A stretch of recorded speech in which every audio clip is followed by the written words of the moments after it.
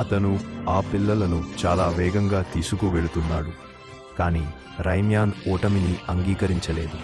అతను వారిని పట్టుకోవడానికి అన్ని ప్రయత్నాలు చేశాడు. ఆ కార్లు పిల్లలతో కలిసి ఒక పొడవైన సొరంగం గుండా వెళుతున్నాయి. ఈసారి రైమ్యాన్ స్కేట్బోర్డ్పై కార్లను వెంబడించాడు. రైమ్యాన్ అనుకున్నది నిజమైంది. కార్లు ఆగినప్పుడు ఒక పెద్ద పెట్టె వెనుక దాక్కుని ఈ చెడు పని వెనుక తూంతుంగున్నాడని చూశాడు. నేను కోటీశ్వరుడిని అవుతాను.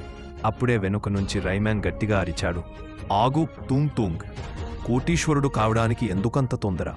ప్రియమైన పిల్లలారా, మీరు ఇక్కడి నుండి వెళ్ళిపోండి. అప్పుడు పిల్లలు రైమ్యాన్ చెప్పినట్లు త్వరగా అక్కడి నుంచి వెళ్ళిపోయారు. తూంగ్ నవ్వుతూ అన్నాడు, నేను చనిపోవడం గురించి ఆలోచించడం మానే. ముందు నీ గురించి చూసుకో. వెనక్కి తిరిగి చూడు. రైమ్యాన్ వెనక్కి తిరిగి చూడగానే ఒక కారు అతన్ని బలంగా ఢీకొట్టబోయింది. కాని రైమ్యాన్ అక్కడి నుండి దూకాడు. కారు అతని కింద నుండి దూసుకెళ్లి తన సొంత యజమాని తూంగ్నే ఎగరగొట్టింది. తూంగ్ అక్కడి రాయికి తగిలాడు మరియు అతని చేతులు కాళ్ళు అన్నీ వెరుగా అయిపోయాయి. కాబట్టి రైమ్యాన్ యొక్క తెలివి మరియు ధైర్యం కోసం ఒక లైక్ కొట్టడం సబబే కదా.